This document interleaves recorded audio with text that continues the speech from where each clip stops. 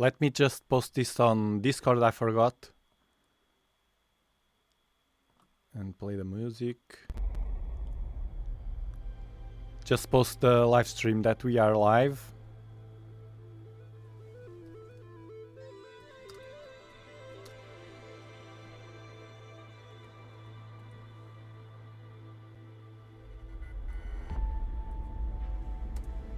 Okay. Welcome to the Dobsonian Power night sessions. Tonight again with a 72 ED Refractor from Skywatcher, the Evostar Apo Doublet. And we will be testing this Refractor, which is over a Dobsonian mount.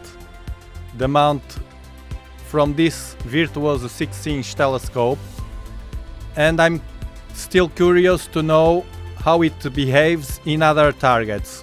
We did already the Rosette Nebula yesterday, and the Horsehead and the Flame Nebula, which were two great pictures, and also two galaxies, I think.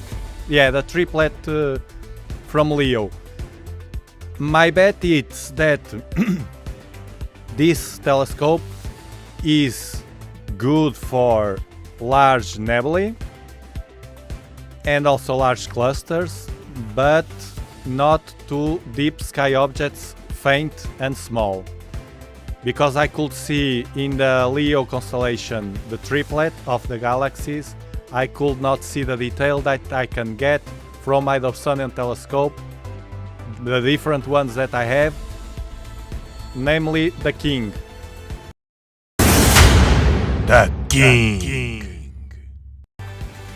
So this one, the King, will be for the weekend, will be with the Dobsonian Power.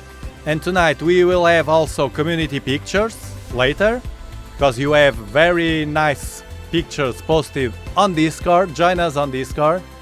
And also we will watch the sky as usual in real time, this time with the 72 ED.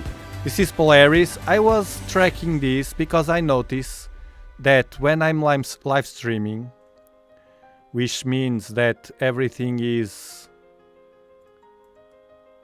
on top, the hardware and etc. Sometimes it seems that it loses the connection for a while, and it moves, something like that. I will recenter Polaris. This is Polaris. How I miss the spikes. So we will do a go-to just to reset this. You see it's moving sometimes. So deep sky, no, star. Name star, Polaris, go-to. Okay.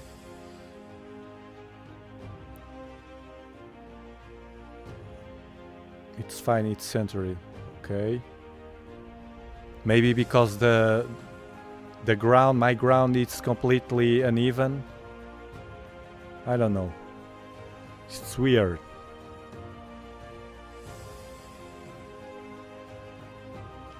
Okay, hello Adam, hello Brian Fowler, Quasar, Antonio Cortez, Dumb Guy, Speedy Mark, Mark Parkinson, hail to the King, Astrocade, oh, live. A little earlier. Yes, you know why? Because the weather is very nice. The night is amazing. And look, I didn't want to risk it. I can't resist to a good sky night. Hold on. You will understand. You see, the next day, look, raining tomorrow night. And then okay, Saturday will be fine at night, but during the day clouds. It will be Saturday, likely, our live stream. But it's hot tonight, and look at the satellite. And you will understand. I didn't want to risk. Look, you see the clouds? No clouds over me, this blue dot. But they are, these huge clouds, they are approaching the continent, Europe. So I didn't want to risk. I want to grab this opportunity. It's a very nice sky tonight. It will improve our views for sure. And we are streaming from here. Planet Earth. Continent Europe. Country Portugal. Region Algarve. 37 latitude Bortle 5. And you know that I like to be with you. Now, let's see what we can get. I was thinking before the stream, I asked you on Discord for maybe some clusters, but I was thinking, well, I don't know. We could also watch, for instance, a cluster of galaxies like the Markarian's cluster in Virgo. Still low, though, but... And you suggested here the M53, two clusters in one, which is possible only with wider field of view, like the one we have now. And to take the chance to benefit from the wide field that we have, we can do this suggestion that you gave on Discord. I don't know, what do you prefer? Group of galaxies, or shall we go to these two clusters in one image? They are globular clusters, they are very tiny. Tell me in the chat, what do you prefer? Galaxies, a group of galaxies, or a group of clusters? Or another thing that you think it's on east side?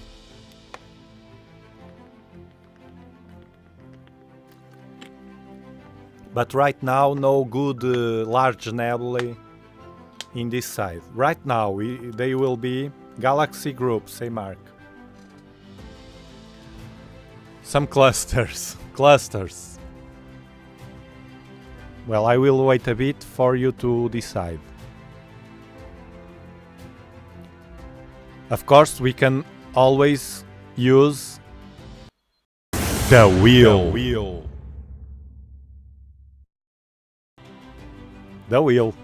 Both, say Quasar. Yeah, maybe we can, but a fast one, because I want to show tonight the community pictures, because I was going to show them on the weekend, but likely I will not have enough time, because I want to show you something special in the weekend. During the live stack, after the live stack, I want to show you something special. Galaxies. Let's be greedy. Okay, I can start by the galaxies and then to move it's near, because the galaxies are higher in the sky, are here. Where is the Markarians? Here. Just to see that, because if it's the Dobsonian, the 12-inch, it can capture loads of galaxies. Has the power to do that. But I wonder, this 72 millimeters refractor, how many galaxies from all these ones it can grab. So I will point here, and then we can point to the cluster. Let's see, Virgo. Let's point to the center here, between those. Yeah. Control 1. And I will choose 44, NGC5436.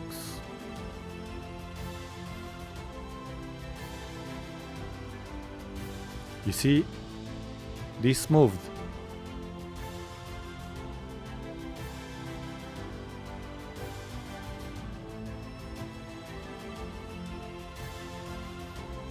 Let me recenter Polaris.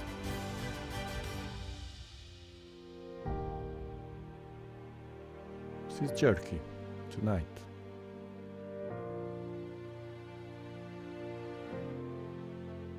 Let me recenter Polaris. Okay. Now, Deep Sky, NGC 4436. Enter. Go to. Let's see how it behaves.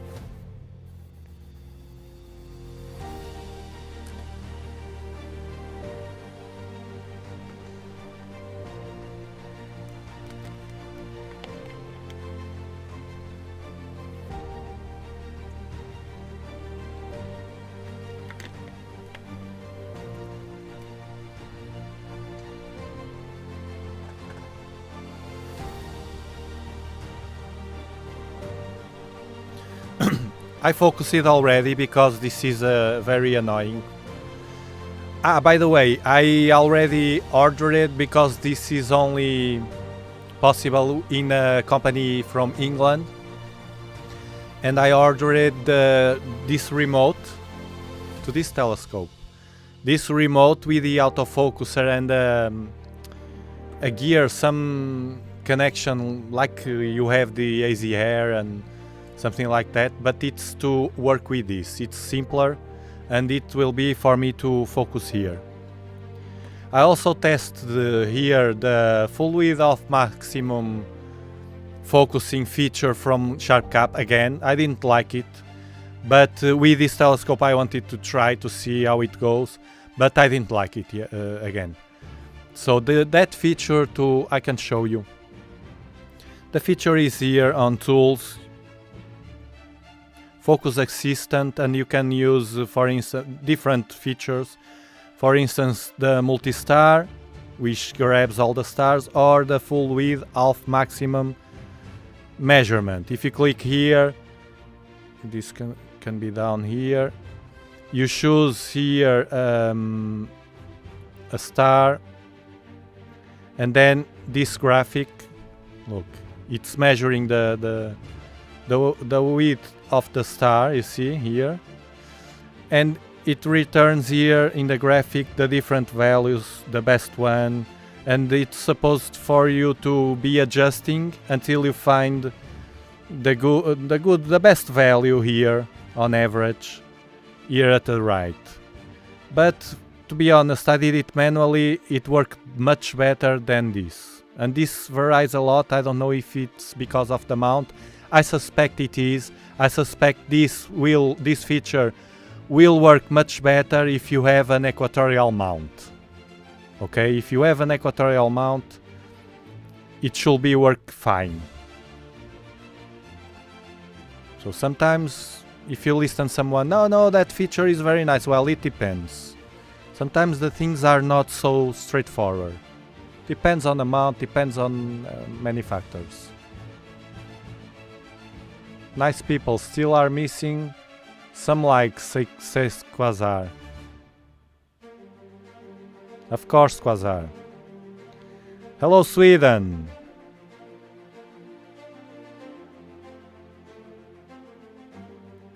Sean, hey, I love your content. Thank you very much. Even though I don't use Adobe, I still find all of your videos very useful and very helpful. And for that I thank you, sir. And thank you. I'm not stacking yet, I will. Because I have to say thank you to Quasar for gifted 5 Dobsonian Power memberships. 5 members, new members to Dobsonian Power channel. Aluminum Blue, you are a member of this channel. Marcin, you are a member of this channel again. Speedy Mark, you are a member of this channel. It's YouTube that it's picking. It's picking you randomly. Jeff Holder was gifted as a membership by Quasar. Thanks, Quasar, for your support. Quasar is a member, old member, and I remember that you can become a member of this channel by 99 cents a month only. It's like buying me a coffee and make this all possible. So let's start the live stack. I was waiting a bit to control because I don't trust this mount, the go-to mounts, and I was speaking, but I was controlling with my eyes here at the right my monitor to see if that movement that we saw on Polaris, if it was still jerky. But it seems it's not, it's stabilized. So I will start stacking now. Everything has a motive or an intention here, okay? I don't do the things just because. A good intention, of course. So let's do. I have new darks. I hope you enjoyed the last session, live session, where I was showing how to do the arcs. 20 seconds. I may try tonight. I may push to the 30 seconds, the limit. The limit of the rotation and so on. Hold on. Look at Jupiter, so beautiful by Hubble. So I have here. I can't believe I didn't do 30 seconds.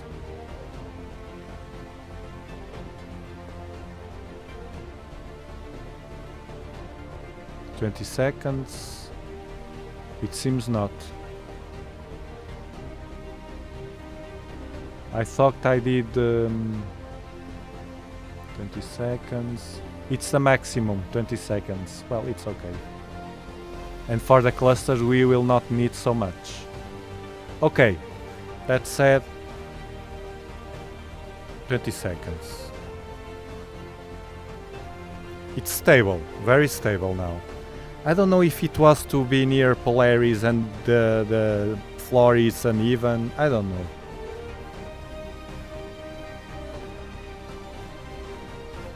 But it was jerky.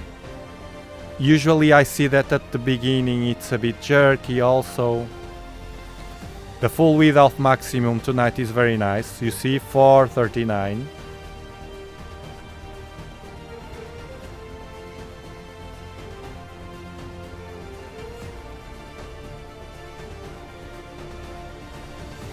And let's see the galaxies. Small, super small.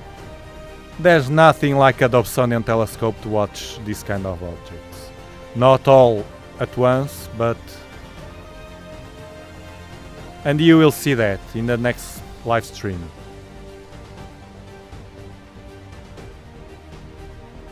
Control this a bit.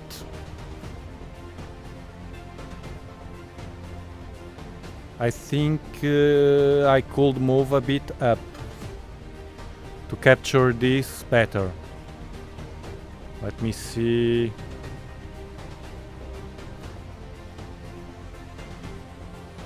Yes, the Markarian chain was cut. Okay, no problems. I will do like this. As we are with a go-to, it's easy. I will reset to 2 seconds. 2 seconds to be faster. And now I will move it a bit up.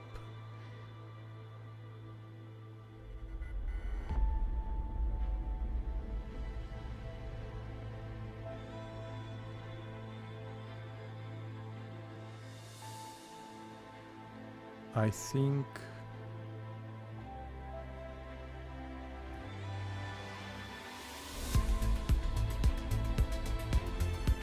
a bit more. Okay, seems stable. Yeah, it is stable. 30 seconds, 20 seconds. Again. Of course, the go-to has this comfort. Let's see, 30 seconds, wait 30 seconds for the first frame, of course. Speedy Mark, first time I'm a member of something. Well, get used to that because nowadays everything has subscriptions and so on. But here, you don't have to be a member. If you can't, if you don't have money or something, if you are on a budget. But if you can and you like to participate in this project and support us, it's a good way to do it. It's a good cause. Yeah, it's true. Yeah, now it's better. One down here. I could move a bit more, but it's okay, I think. Now let's see how it behaves. Let's adjust the color. Now it's better. Oh no, photobombed. Yeah, photobombed here.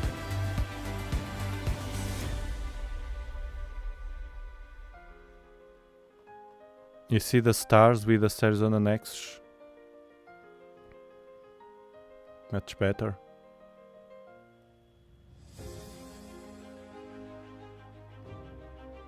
Photobombed. I will reset to clean the satellite. Of course, with the wider field of view, the chances of getting a satellite passing through the screen are exponential. It's still there, look. Right near the galaxy. And then some of them take time to... The good thing is that we are doing live stacking. Now, for the ones that just join us, we are watching the sky. In this case, it's a group of galaxies, a large group of galaxies in the Virgo constellation. I'm just waiting for this Elon Musk satellite to pass.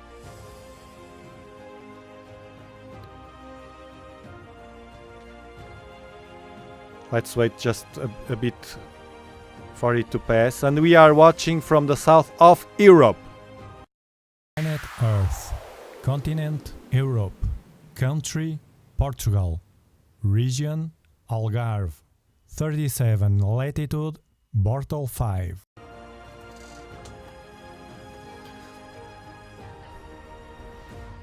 Let's clear again and see now. To have a clean image. Of course, remember that with a Dobsonian or a Newtonian or something like that, we will get much more detail of a single galaxy. But here, the purpose of this telescope that we are using tonight is to get a large field of view. It's still here, the satellite. Look. Look, bam! It's getting out of sight. Just a bit more until the other one appears. This is the headache of the astrophotographers. Fortunately, as we are doing this live, we can just clear and do it again.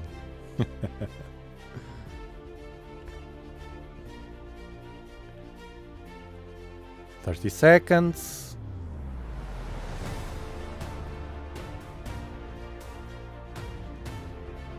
Okay, I think it's gone. Almost, just a bit more. I want to show you something. A thing that I saw on Cloudy Nights and gave the idea I saw on Cloudy Nights, but I adapted for us that have the Virtuoso telescope. You know the sliders when you unlock sliders and you move down to get the focus? I have a mark there with a sticker to know where to position the focus, but I have to always to place it with the fingers, and sometimes we are not so precise. Look, a simple thing that I done. I saw on Cloudy Nights a guy using some similar system, but what I did was to cut this tube I had at home, and I just do like this. You see, I open it and clack. I clamp it, I fix it to the sliders with the exact measure that I need to use a focal reducer with my 294 camera. So every time I grab my Virtuoso from now and I place it outside, I don't have to be with the fingers pointing to the marks, but I just place this in the sliders, and the slider will stop right like this here. So it's an idea I wanted to share with you, a simple idea and cheap, no cost at all. I had this. This was a tube from electricity on external tubes that we have for electricity connections and so on. And I just cut it on vertical, and I can take it out. On Cloudy Nights, the guy, I don't remember the name or the nickname, it didn't do like this, but I prefer to cut it so I can take it off, because sometimes I don't need it. and then I place it again if I need, only when I need a reducer. For Barlows I will not need because the sliders will be all up. I'm talking about these sliders that you see here. You see the marks near the 6, the number 6? At the right there are 2 marks there. One is one thing and another is for the focal reducer.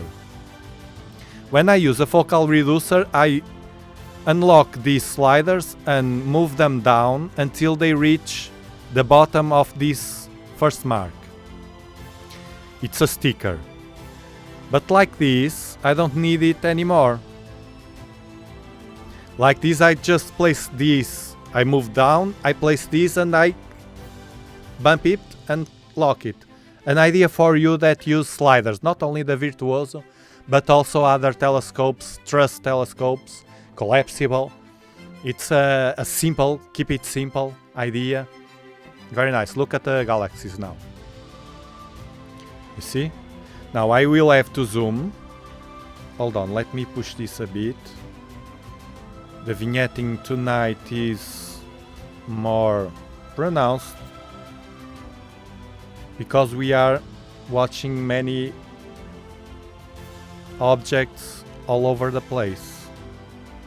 So I can't push too much because of this vignetting, because I'm using a large sensor camera, the 294. Now look at this. Not bad for 4 minutes stacked.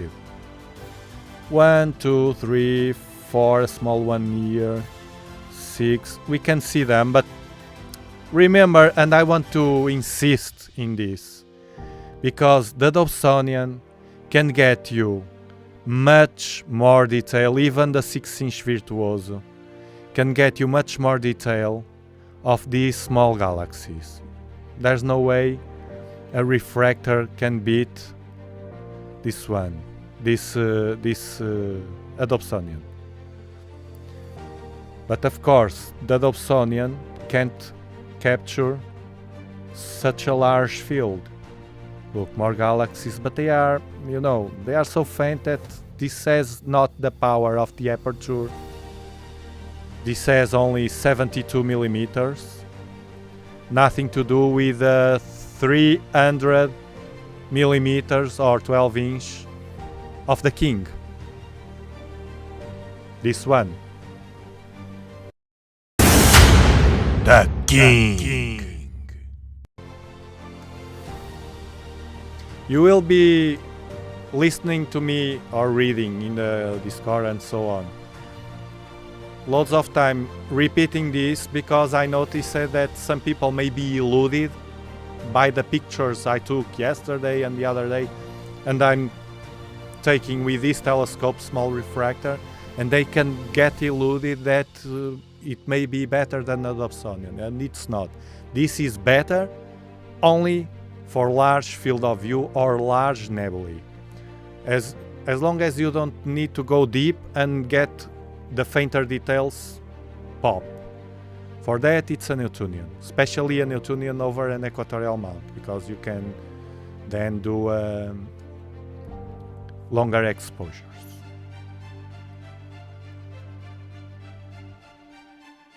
Okay, let's wait a bit more, then we save a scene. I'm waiting just a bit for the vignetting to get softer. Then we go to the clusters. And then, after to watch the clusters, we will see the community pictures. Community pictures. Thank you, Sean Hadley, for gifting 10 Dobsonian Power memberships! 10 Dobsonian Power memberships! This is crazy! Crazy night, 15! 15 on the list! New 10 members in the channel! We are almost getting 100 members! Crazy, crazy! For a small channel like mine, I compare and it's crazy. Not only with others in astronomy. When I compare to all YouTube. Don't misunderstand me. Thank you, thank you, thank you. Thank you. Amazing, guys, amazing. Let me place this like this. And remember, it's only 99 cents a month. If you want to keep the membership, I will, like I always do, sensitive information, insider information. Members have a power of influence me in my decisions over the channel and things that I do. When I have any doubt, I ask the members.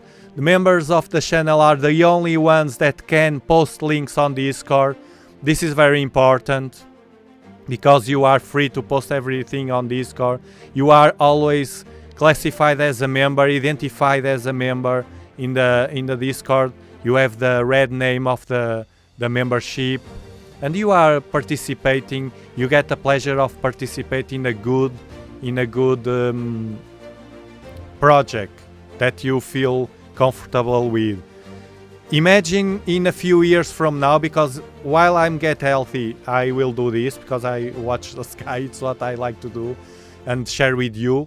So while I be healthy, imagine I will keep the channel. Imagine some years from now, the pleasure, if the channel grows, I hope so, the pleasure of looking back and you see I was one of the pillars of this project and this guy is doing great, and I was one of the pillars of this project. It will be a good sensation. It will be.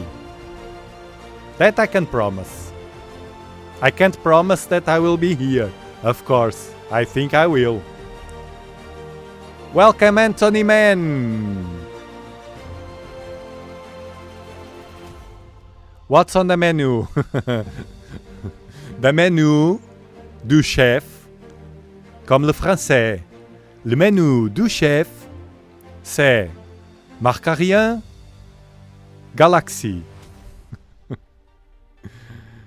Markarian's cluster here and a bunch of galaxies. I will show you in Stellarium. I'm waiting for the vignetting to get softer. And welcome, Roman! Lots of members.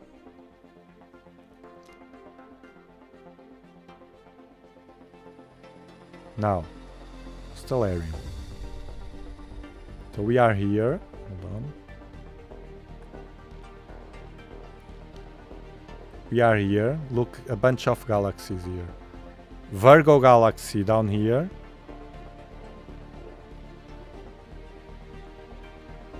And here at the top, the Markarian's chain.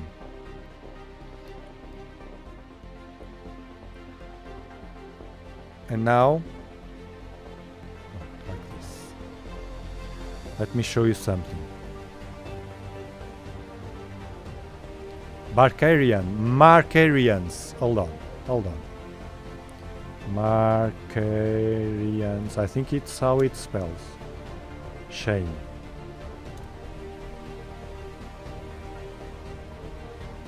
NASA.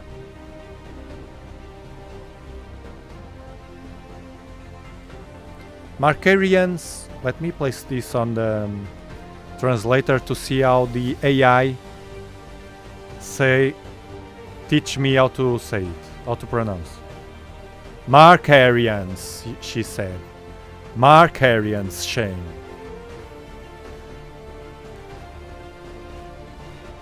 Near the heart of the Virgo galaxy cluster, the string of galaxies known as Markarian's chain stretches across this deep telescopic field of view.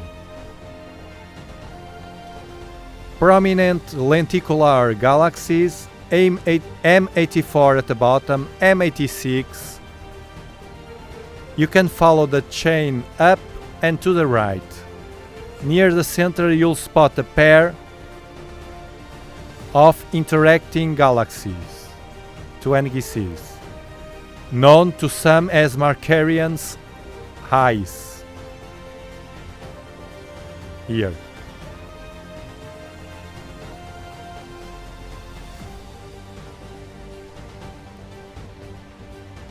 Its center has an estimated 50 million light years distant.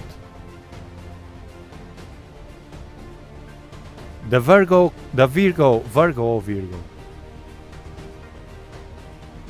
Here we say Virgo, but Virgo. Let me ask AI. Virgo. The Virgo.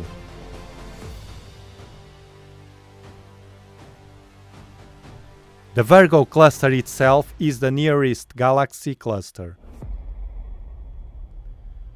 About 2,000 member galaxies with a noticeable gravitational influence on our own local group of galaxies. You see, this group of this Virgo cluster has influence on our Milky Way. Okay. And we are watching this. You see them here? Now we can get some more detail, of course, after 13 minutes of live stacking, but I insist, nothing like the detail we can have from a Newtonian. You see if I can push already a bit. Yeah. The vignetting is being controlled. It's getting smaller, softer. Still here. And we will have the rotation here. So what I will do is, I think we get already the idea of what we can see in a large group of galaxies with this telescope. I will save it.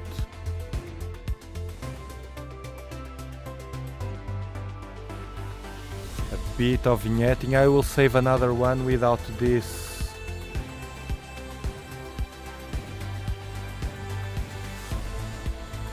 Vignetting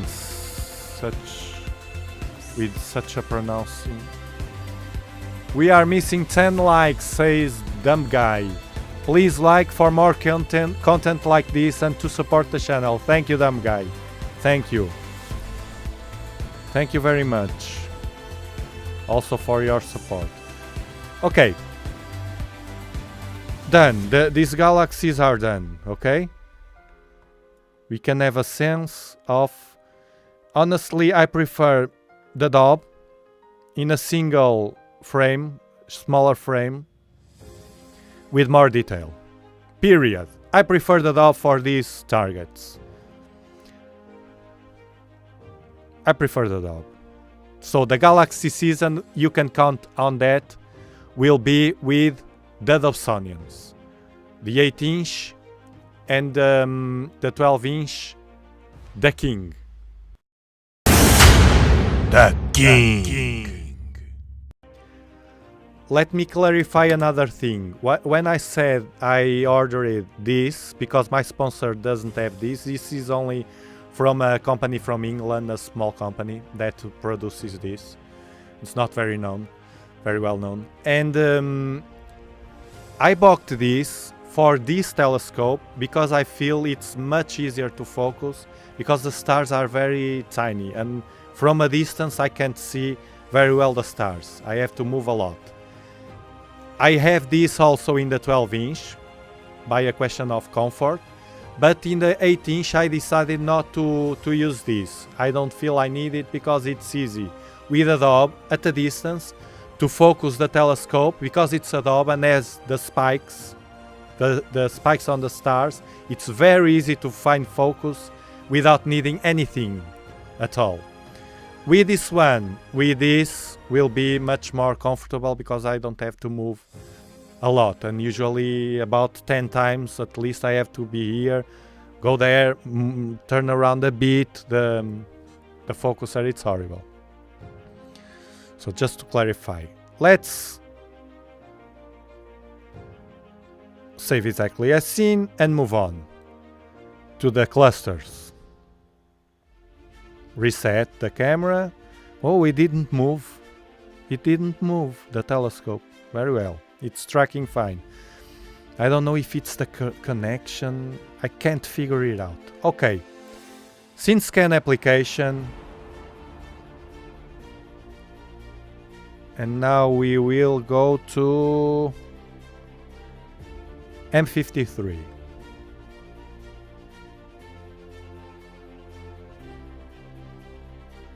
Messier 53. Enter. Go to.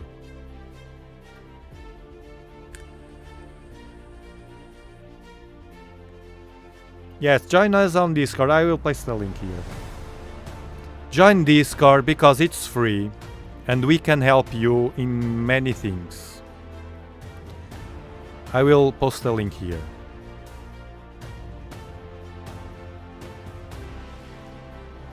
Look, Discord is like an extension of this channel. Is where you can contact me. I don't contact by through the social networks and so on. I can't handle all of that. So I contact you via YouTube and the comments and Discord. You place there your questions. You can participate in the community pictures. And your pictures will be showed here, as we will see in a moment. Stay with us. Now let me fix this. Okay, you have in the chat. I'm sorry, this is a subscription. It's not this. Discord. Well, I leave it anyway.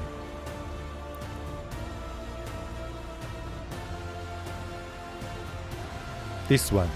This one is the link that you have to use to join us on Discord. Okay, I can see a small globular cluster here. You see so tiny. No way. The globular clusters, it's for Dobsonians, and I tell you more. Globular clusters, it's for visual. The best way to watch them. Visual. Like a bunch of diamonds in your eyes, shining. Bling, bling, bling, bling, bling.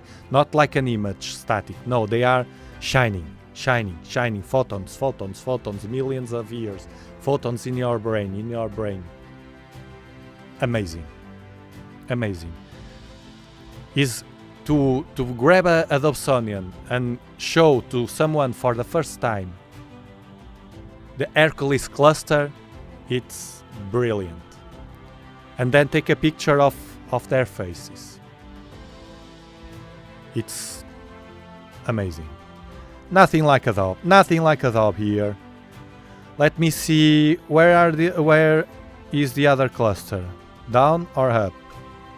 Maybe here?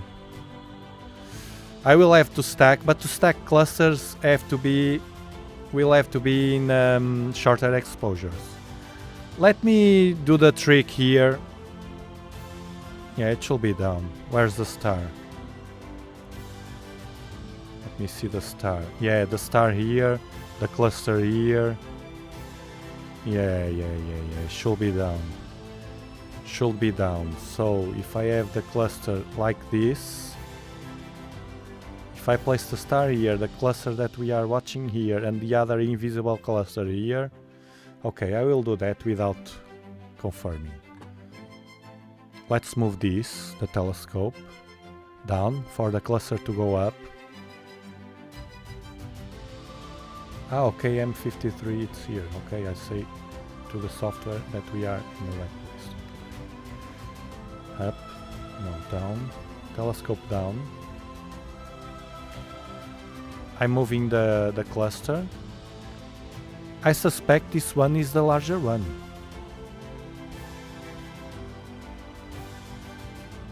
It's better to confirm.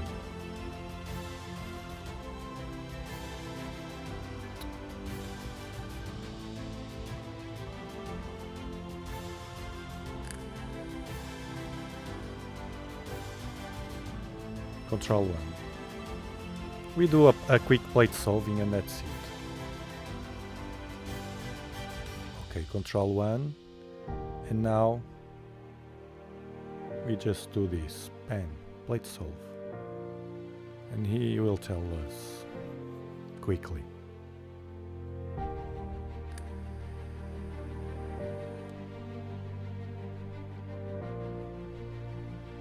I have a Dobsonian, but he's zooming too much, so I don't get how you manage to use your for astrophotography. Remember the Dobsonian? Yeah, it's here.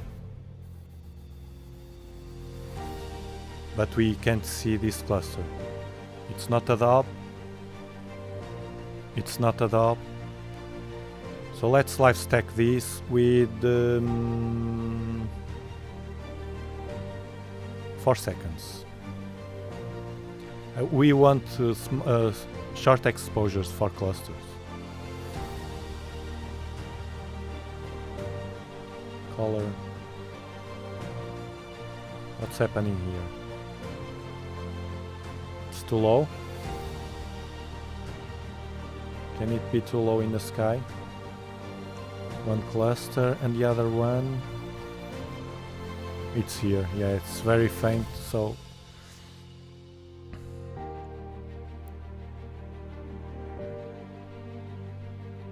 is zooming too much.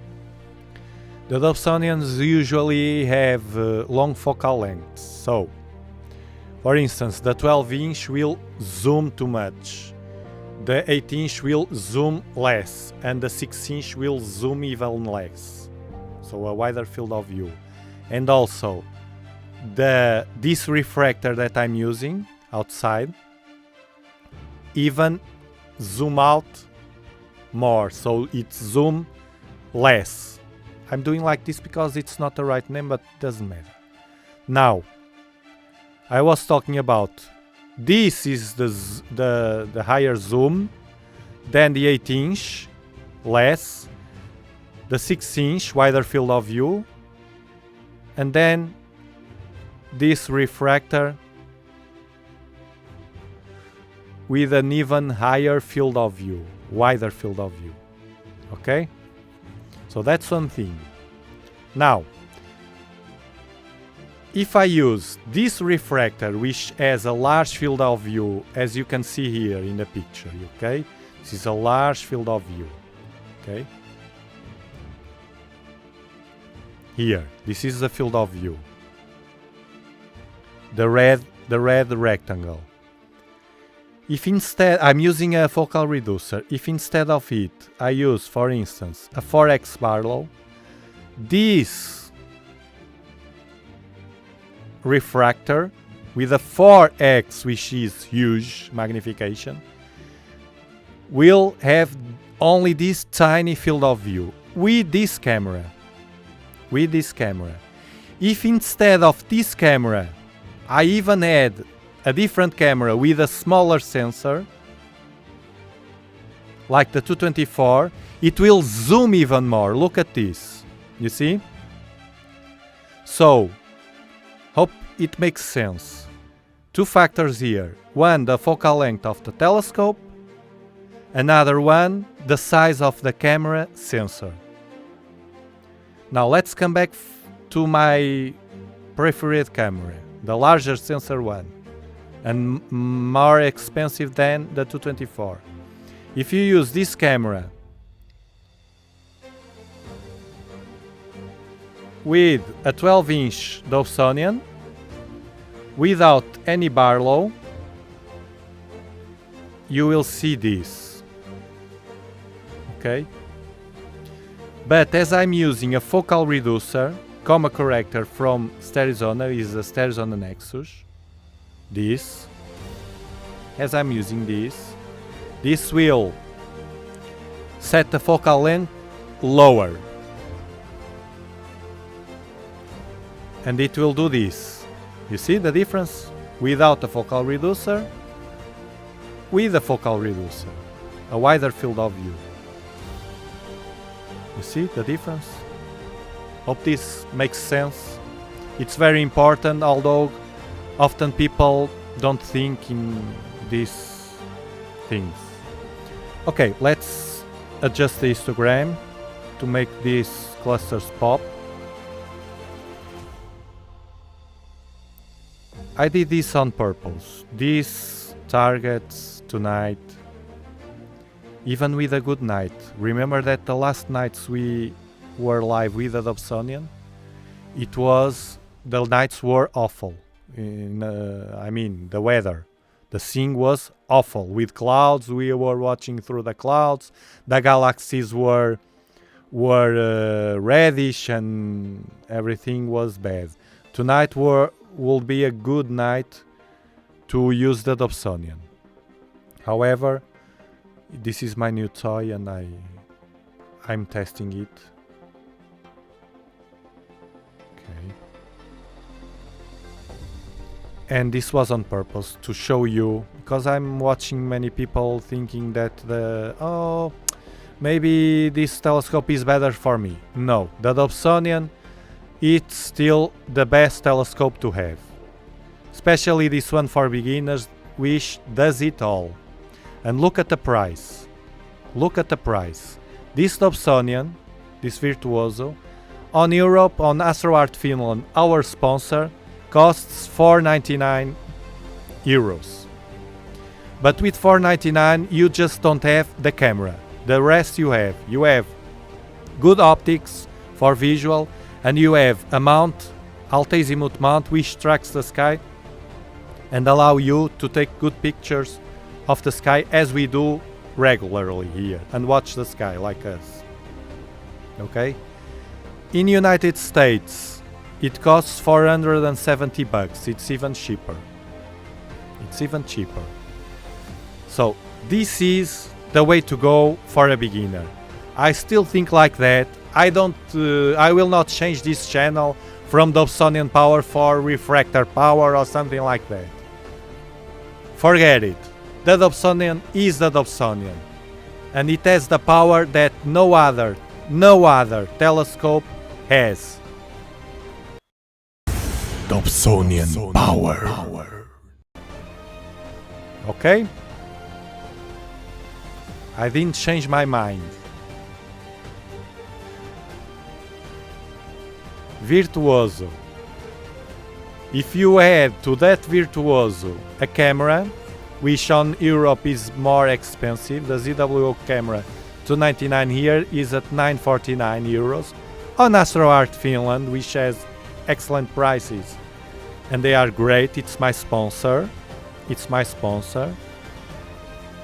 But this camera on iPoint Scientific, it's only $6.99 bucks. This is dollars. Sometimes my children sometimes come to me and say, "Daddy, why is that this game costs X in Europe and it's much more cheaper in United States of America?" You can't imagine how many times they ask me things like that. But it's the truth. $6.99, a ZWO 294, the best relationship with price and quality for the Dobsonian. So think about that before getting eluded with a refractor. This refractor, I called it here because it's a good complement. Well, I'm finding that it's a great complement. And it's only 400 bucks. If you have a Virtuoso like this, like I have, you can take this tube out and change, when you want a wider field of view, change for a refractor, like the one I have. And very important, this is only my opinion, I'm inspiring you to, you don't have to buy or listen everything I say. It's my opinion. It's what works for me. Okay? But I'm always getting in the right thing. I didn't fail in the things I bet of gear. I didn't fail yet. The only thing I failed was the only gear, but I made a video not recommending it, was the Bader click lock. Although it's a a good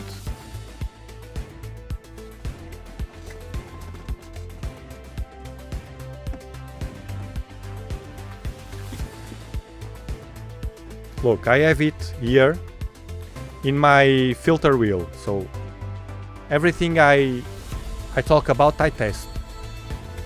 It's very good for certain telescopes like Schmidt-Cassegrains or something, because they hold very well, this hold very well anything, but they have a bit of tilt, so it's not very good for us, for the Dobsonians. All the rest, but they have good stuff. Badr is a great company, but this was a flop to me. Anything else or everything that I have was a great bet, a great investment. So you can join us on Discord. I see here more people, new people. We are getting more and more here. And before we go to the community pictures, I want to show you something. In the Ask Questions, you have here Ask Questions. You can post your question here. You see that we have loads of questions every day. You see? And I remember the last one today, which was from Coma. And he was asking, and this is pertinent, he was asking about a refractor instead of a Dobsonian, okay? And the suggestion he gave was, let me see if like this, no, it's not good. The suggestion he gave he asked us, what's your opinion in buying the refractor, the Star Travel refractor from Skywatcher, and he received very nice recommendations from other people here. But the refractor he was choosing was not apochromatic; it was only achromatic. And I say to you, I will not buy a refractor with a quality of optics lower than what I have outside. A doublet, apochromatic refractor. Lower than that, not for me, because of the aberrations. This refractor I have outside has coma at the edges. I'm using a focal reducer which works with it, so I don't have that coma. But if that focal reducer didn't work, I could live with that. I could cut the edges, as I always do when I use a cheap focal reducer with a Newtonian telescope. Remember when I use a cheap focal reducer, a $50 focal reducer, in my 8-inch for demonstrations purpose? I get a faster optics, very bright objects and easy to capture. However, the edges are all warped. So that's a problem with even a 2-inch focal reducer, a cheap one. And if you use a 1 1/4, even worse. That's why I don't recommend, if you going to buy a focal reducer for your Newtonian, because you are on a budget, you can't afford stairs on a Nexus, it's expensive. You buy a cheap focal reducer, $50. They are all the same. GSO, TS Optics, I don't know, all the brands that you see around $50 are more or less the same. Everything came from the same manufacturer. So when I do that, I do the live stack here with you, and some of you may remember I have to cut or zoom and then at the end cut the picture. But I can cut and I can crop. I can't crop and I can live with that, because what I want is the core of the image. It's the object, usually a galaxy or a nebula or whatever, because as someone said here, you zoom a lot with a Dobsonian telescope. with that focal length. So the Dobsonian telescope go deeper, and we don't want to count all the stars as many people do with the refractors. They are very worried about all the stars, and if the star do like this or do like that. We here don't care about that. So we crop and we benefit from a cheap focal reducer to get faster optics. I'm talking about this reducer, or this kind of reducer. It's very cheap, but has that problem. So this telescope, this refractor, has the same problem. You use a refractor, and at the edges, as I could see immediately in the first picture I took, with a refractor, I will push the original without cropping. The first picture I took with this refractor was the Horsehead Nebula, then I cropped, because I was not using yet the Starizona Nexus. I didn't know it will work, and it works. So that original picture was this one. Hold on. Was this one. This is the original picture without cropping. Hold on. As you can see, it has the effect of the rotation. This is because it's an alt-azimuth mount. So with an alt-azimuth mount, you will get the rotation effect here. Different that if you were using an equatorial mount. So you get this, and look at the corners. Look at this. You see the stars here at the corner, at the edges. Look, all the edges like this. Look, all the edges like this. However, at the center they are not like this. They are fine. Well, they moved a bit, but this was because of the tracking. Nothing to do with the coma, with the distortions. They are all at the same position. We have hot pixels because I didn't make darks yet. Now I have already. So that's why we are not watching hot pixels in our live stream. Things to have into account. And the image was great. I cropped it, and the final image was cropped. So I could still have distortions at the edges, but I can live with that. Although, with the refractor he was suggesting in the Discord, the star travel, the problem is you not only have those distortions at the edges, but you have to deal with chromatic aberration, which is it's horrible. And I show him in the Discord, and I will show you what that means through an image. Look what I did. I posted one picture with a very cheap $50 refractor. Now it's $100. At the left, this is bad optics, bad quality. If you have a refractor, this is the Power Seeker 70 AZ. So you can imagine, it's this telescope. So I use this telescope to take this picture. Look at the aberrations. You see?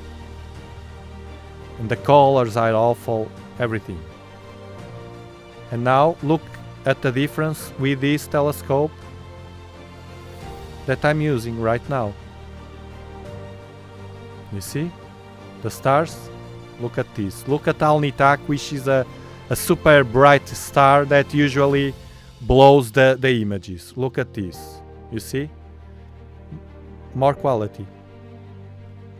That to say to you that when I chose this telescope was thinking in a good solution for a budget refractor telescope for wide field images with the minimum quality required to get decent pictures.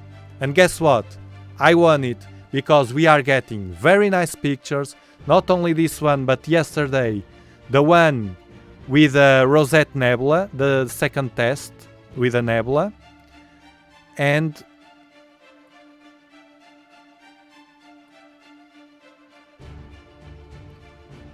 you can see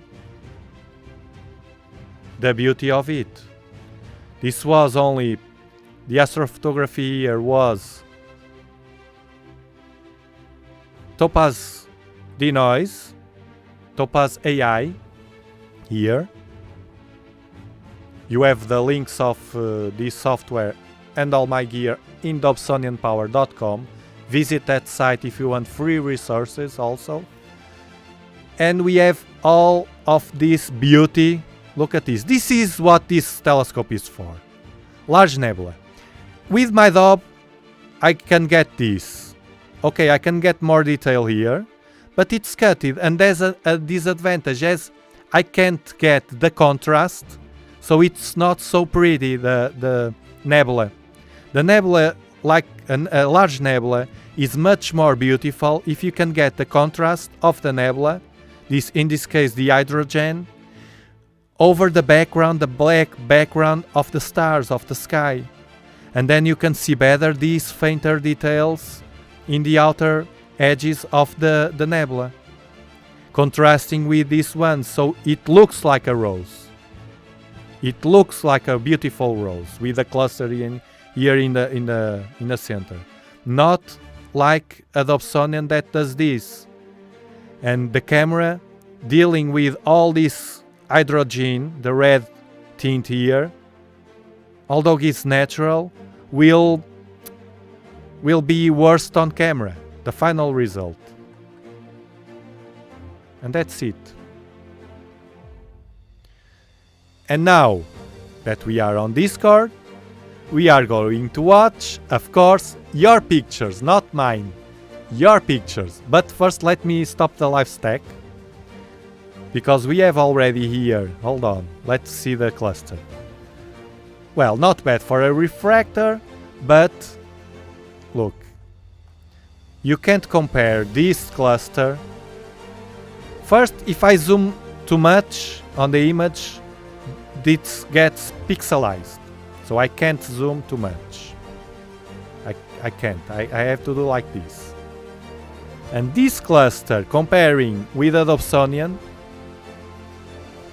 I assure you that it's different. And the ones that have a Newtonian or a Dobsonian can confirm that. Here it doesn't matter if you have an equatorial mount, because the clusters need shorter exposures. It's different. And this one, it's much easier to grab, to make it pop with a Dobsonian. But we can't have both in the same picture. So now I will save it as seen. I will not touch anymore. Save one. Okay. I'll leave it like this for now. 0 frames ignored. This is stacking. This is tracking very well tonight. You see the difference, another important thing. You see the difference of having a good seeing night like we have tonight. Not perfect, but it's a good seeing night. It's never perfect. It's a good seeing night. No clouds, no wind blowing the dust and particles. It's good. The night it's good. The difference is that the stars automatically get much sharper. So look at these numbers, 3, 3, 3, 3, 3. On average, around 3, almost 4. When we have bad tracking, bad seeing everything, we get higher values and the stars get distorted. Okay, so let's do the community pictures. Community pictures. No, Roman, that is not from the focal reducer. The focal reducer helps you to get that goal. The focal reducer will help you to capture more photons faster, so the optics will be boosted. It's like an additive. Will be boosted, the focal length is shorter and your optics will be boosted. That helps. That helps, and you can get a higher field of view if you have a good and adequate, a proper focal reducer for that setup for your telescope.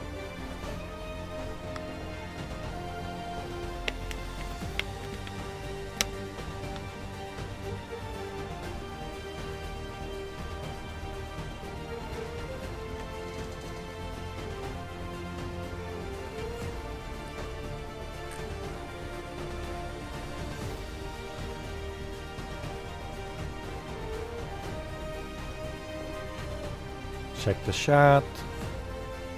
Dobsonian power forever. You don't have any doubt about it. Dobsonian power.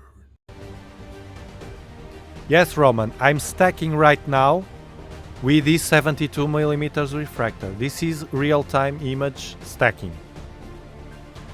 These clusters. I will zoom because they are so tiny. Here. See? Live stacking. Yet it's nice. This refractor, if you're gonna buy a refractor on a budget, at least buy this one. At least buy this one. Don't go for cheaper ones. This one is a good one. If you want a better one, you have more choices.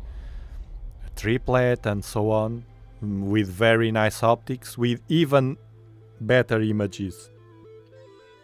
And no chromatic aberration at all, things like that. But this one, on Europe, $400, and on Amazon, $449. That's all said.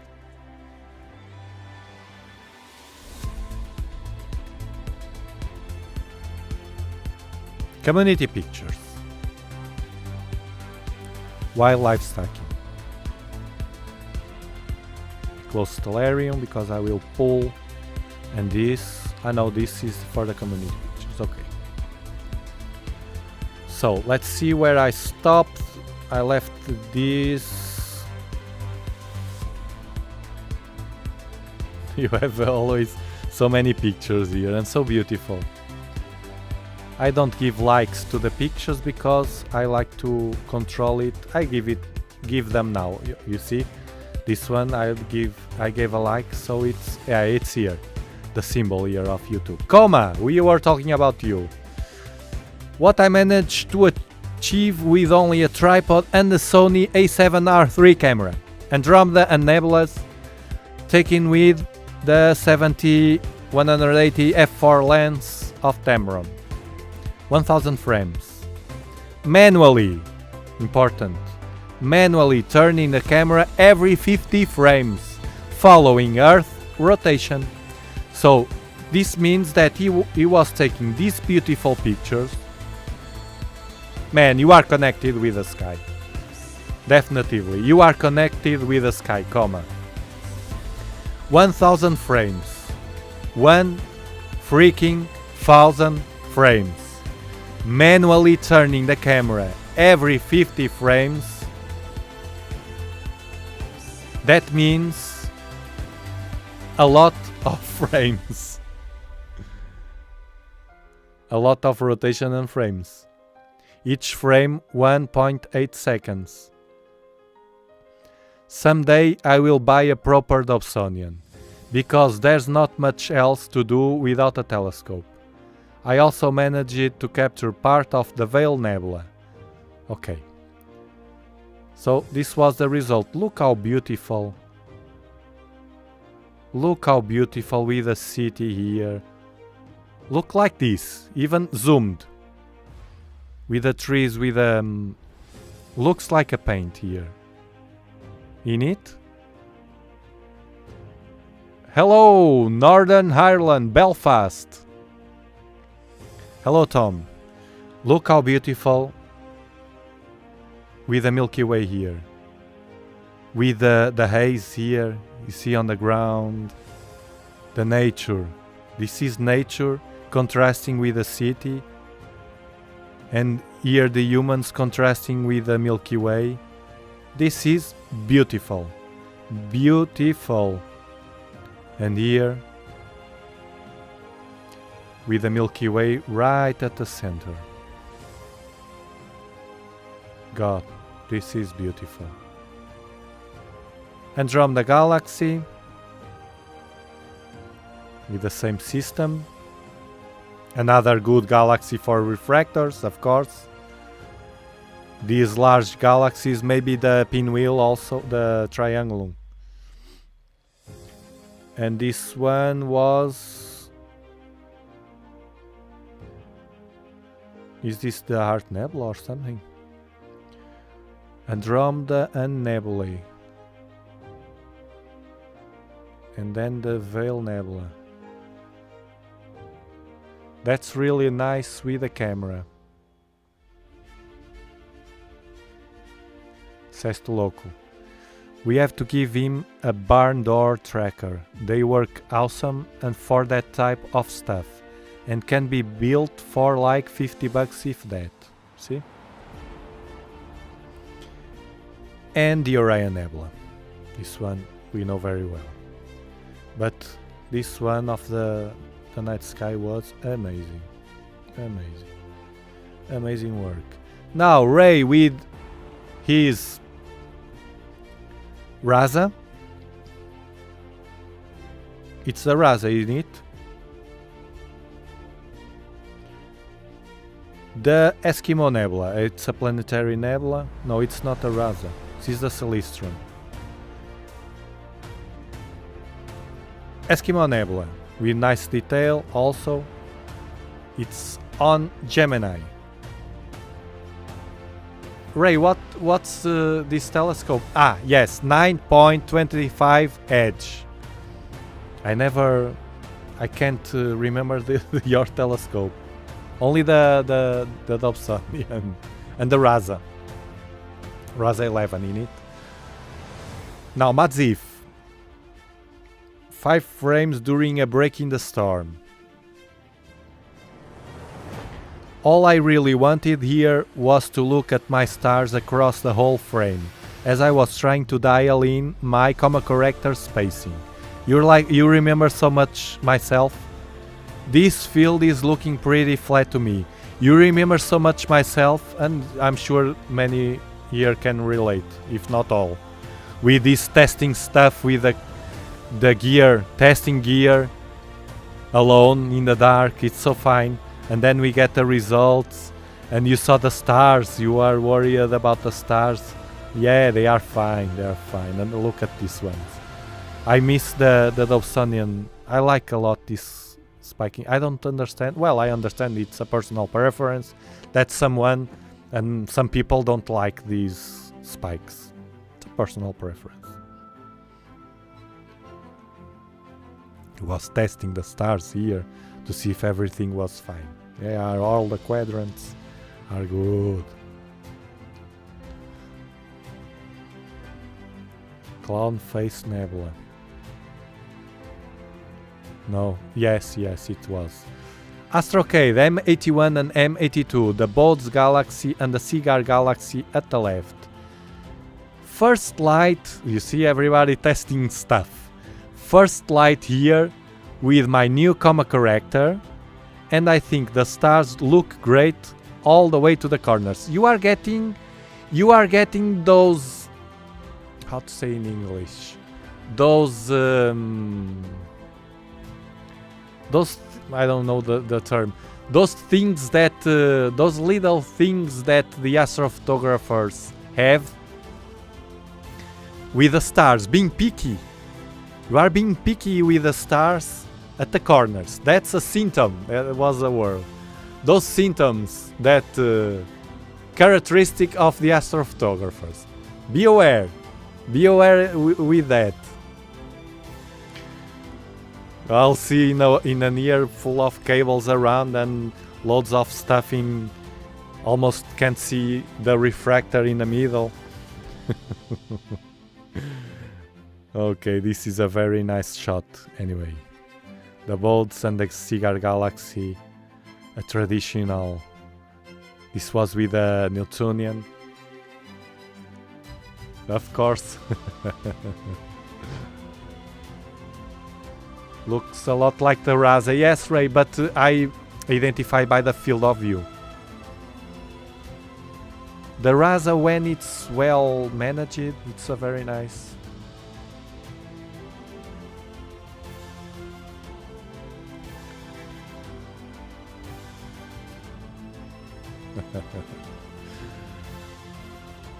Okay, now here, Mark from Canada, a new member in the Discord. My first shots with my Skywatcher Virtuoso GTI 150p and the ZWO AZ585 with a light pollution filter. Good stuff here.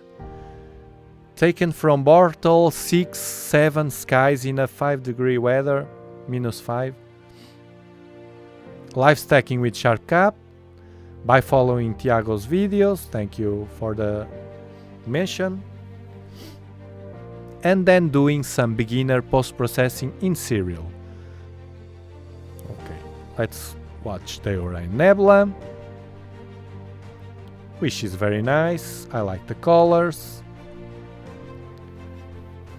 The impact of the Bortle sky, it's noticeable, but even like that you could get a good image, and we can almost distinguish the 4 main stars of the trapezium, this region here at the core. Then the Flame Nebula, because the camera is a small sensor. Notice out of focus here. You have to be very careful with this Virtuoso. First, focusing is not only the focuser stuff, because you can get focus, but if you don't use the Teflon tape to get the focuser stiffer, what will happen to you? I noticed that from the beginning. What will happen to you is, because the camera has attached the cable like this, with the gravity it goes like this.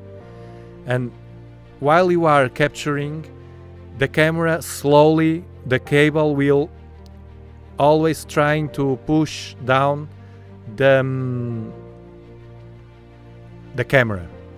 So what it does with this focuser, which is not very good, as we all know, as it's helicoidal, and if it's not very stiff, it has to be very stiff, very. And then pushing the focuser will turn because it's loosened a bit. You think it's not, because you can move it and stop.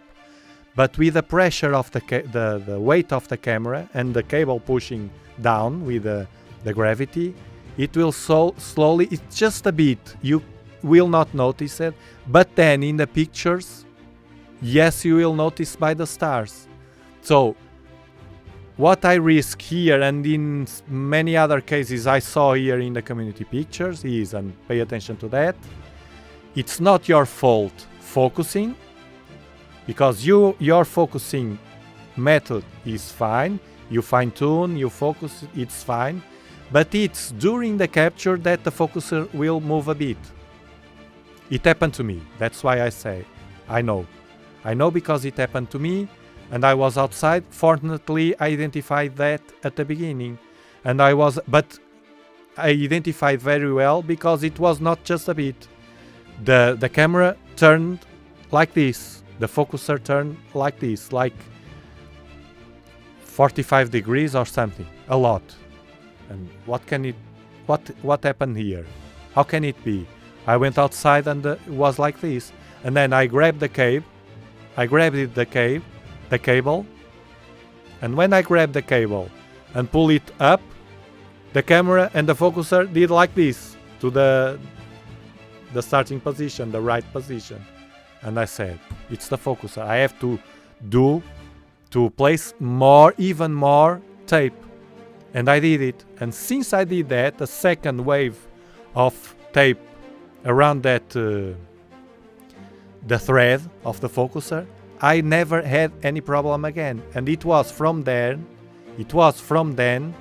that I understood that the best way to focus this telescope, to avoid the focuser tape or to make that last longer, that tape last longer, the best way is not to be always screwing and unscrewing, screwing and unscrewing the focuser. If you are always turning the focuser, it will mess the tape. And if you just use the sliders and then just fine-tune a bit, you will not have that problem. And also with an extra benefit, you will keep the camera in the right position, which while you move horizontally the camera with the telescope up and down and left and right, at the same time in your monitor the camera, the sky will follow the same position, not like moving left and it goes up or in diagonal. Remember that, it's very important. And I think the problem some of you have, and in this case you're having, with this image out of focus, it's not your focusing system, which probably is correct, but that problem that I talked about, because here if you notice here, you don't have that problem. Think with me. Here, if you were taking these photos in the same night, here at this moment in time you had no out of focus issue. You can see by the stars. Look here. Look, these ones here. You see? Perfect. But here you have. I'm telling you this for you to better identify the problems. Here you have most of the stars. You can see like a fisheye, because it's the donut, the primary and the secondary, the middle. If you zoom a lot, you can see at the middle of the stars that black circle. And the moon. And the moon here. Very nice. Very nice. The virtuoso. Awesome.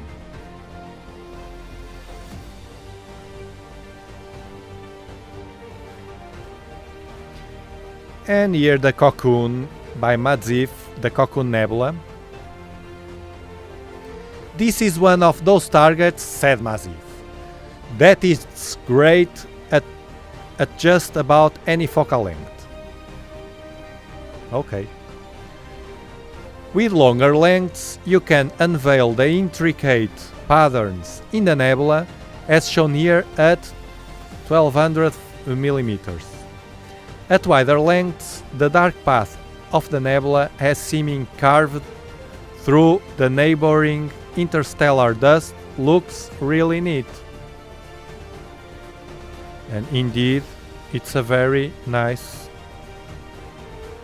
nebula. See around here, this nebula is very, very nice. Very nice, Madzif. The cocoon looks really like a cocoon. Let's see more.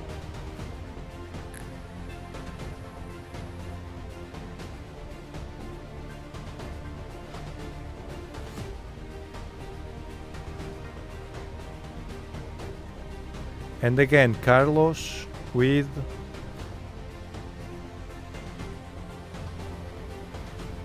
this is the Orion Nebula.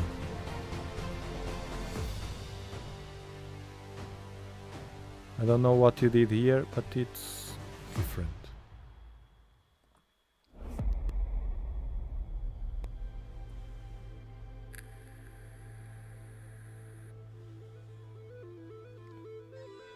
And the Bolt's Galaxy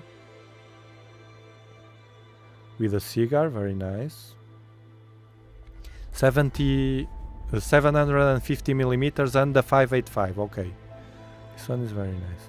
But this the one that the Orion Nebula, I don't know what you did. You're not here. I don't know what you did, but it's a bit weird.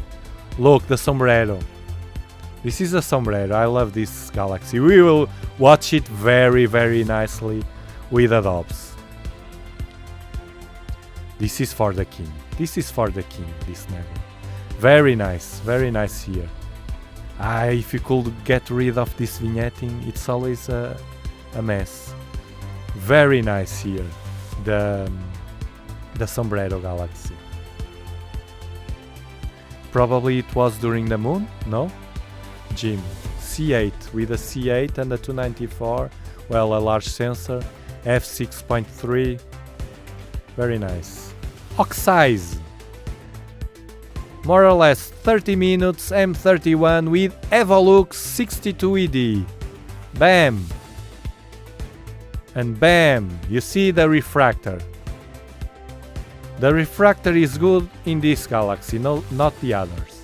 But this one specifically, Andromeda Galaxy, is a perfect fit for a refractor because it has a huge field of view.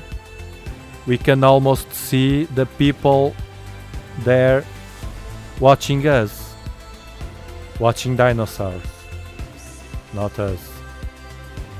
Or maybe here. Or here. Who knows? Who knows? Our neighbors. Beautiful. It's huge, he said. Okay, this was something about the alignment and so on. Ghost of Jupiter, I love this one. Untracked, using a 6-inch Dob and a 462 camera. This is a planetary nebula. It's very nice to capture. It's not hard to capture, and as you can see, he could manage to capture without tracking.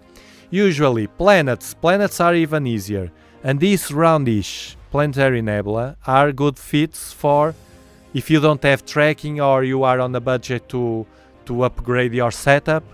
Don't worry, because your Dobsonian can be used, even a 6-inch like this one, can be used to untracked planets, moon, and these kind of roundish nebulae.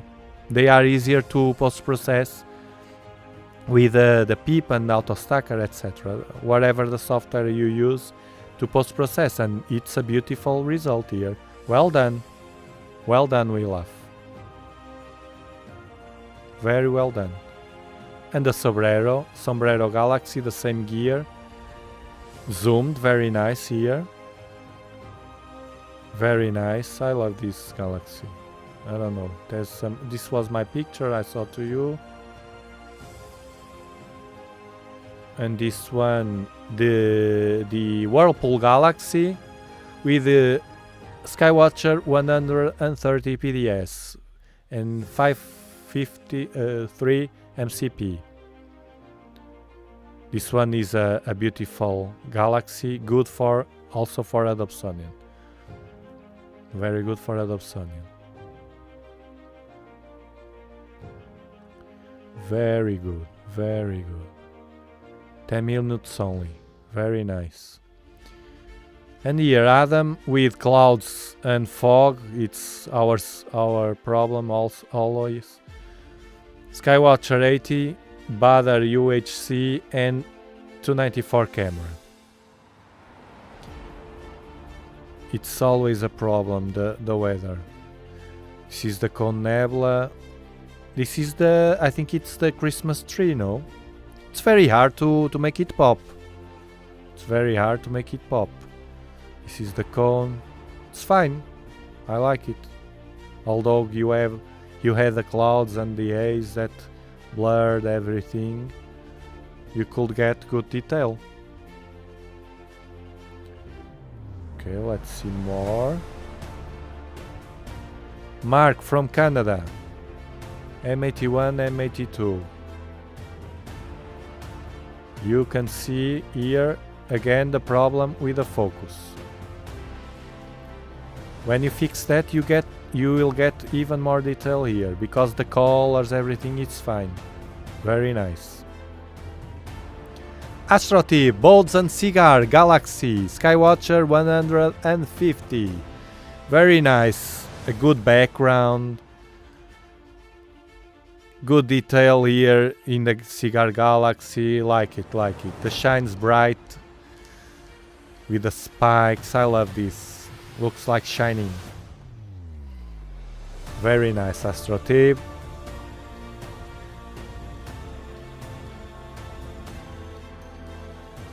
Here, Astrotip, challenge accepted.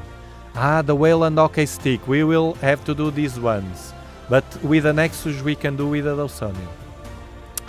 We'll have to do these ones. I forgot. I'm always forgetting these ones. The whale here and the hockey stick down here. They are a challenge. I advise. These galaxies are a challenge. With this bluish tint, they are very nice, very nice. What was that? The life stacking still here. I will stop this. These are fine. To save 47 minutes. My god, with a cluster. Just stop this.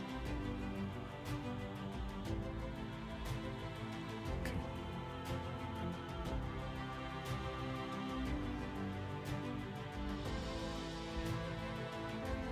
So I will leave it here with the sign of the YouTube, so we can have more pictures from you in another live stream. I'm not sure if on Saturday, but another one. I will do more live streams, you know, so no problem with that. Again, thank you very much for having you here with us, and we'll be on this weekend again, likely with the Dobsonians, of course, the king. Thank you very much. A pleasure to be with you, and see you next time, if the weather allows, of course.